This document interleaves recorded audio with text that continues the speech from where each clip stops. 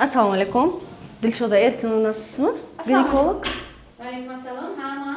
Kirsak maylimi? Marhamat, keling. Kelinglar, marhamat. O'tiringlar. Yaxshimisizlar, yaxshingizlar? Doktorjon, sizni bir dugonam tavsiya qilgan edi. Qizim 2 oylik homilador. Xo'sh. Kesinlar ko'rib qo'yaman. Keling yo'ldan. Yo'q. Biroz soatdan keyin qudam bilan kelamiz. Qudam yonlarga ko'rib berasiz. Demak, qizingizni qudangizni oldlarida ko'rishimni xohlayapti, shunaqami? Shunaqa. Nima uchun? Doktorjon, men sizni oziqlaman. Bu yoqdan xavotir olmang. Gina qudam kelgan payti ozgina vahima qiling. Keliningizga ishlash mumkin emas. Doim yotsin. Iloji bo'lsa onasinikiga jo'natib yuboring deb aytsangiz bo'ldi. Xo'p, mayli, men kelmasam ham biroz soatdan keyin qizim bilan qudam keladi. Mana shu qizni ko'rib qo'ying. Ko'rish uchun sizga keltirgan edim. Magazin deb chiqqan edimda. Mayli, doktorjon. Assalomu alaykum. Akramova sizmi? Va alaykum assalom. Kelinglar. Sizga qizimizni ko'rsatgan olib keluvdik. Marhamat.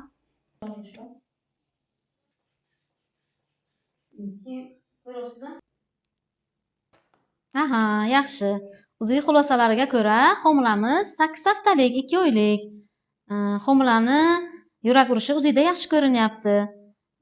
Ayolimizning ham qon bosimlari yaxshi, barcha ko'rsatkichlari yaxshi. Hozir bu kishiga 3-4 xil vitaminlar yozib beraman. Ko'proq suyuqlik ichasiz bir kunda, vaqtida dam olasiz, vaqtida sayr qilasiz, bularni tushuntiraman. Xudo xohlasa, homiladorligingiz yaxshi o'tyapti. 1 oydan keyin ko'rikka kelasiz. Hozir dorilaringizni yozib beraman.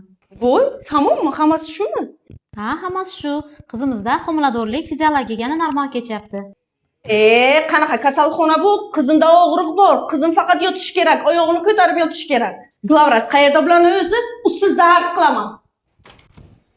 Hay, quda shoshmang. Voy, doktorjon kechirasiz. Voy, sharmanda. Zarina, sizda homiladorlik hammasi fiziologik normal kechyapti. Shunday ayollar borki, 10 yillab, 15 yillab farzand ko'rmaydi. Shunday ayollar borki, 9 oy kasalxonada yotishga yoki 9 oy ham uyda yotishga majbur bo'ladi, qanaqadir tibbiy ko'rsatma asosida. Allohga shukr qilishingiz kerak. Alloh sizni farzand ne'mati bilan siylabdi va homiladorligingizni yaxshi o'tkazyapti.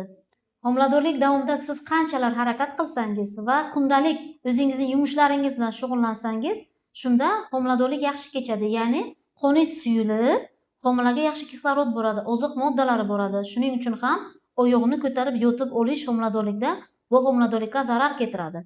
Agar tibbiy ko'rsatma bo'ladigan bo'lsa, yotishga men o'zim sizga aytgan bo'lardimki, Zarina yoting deb.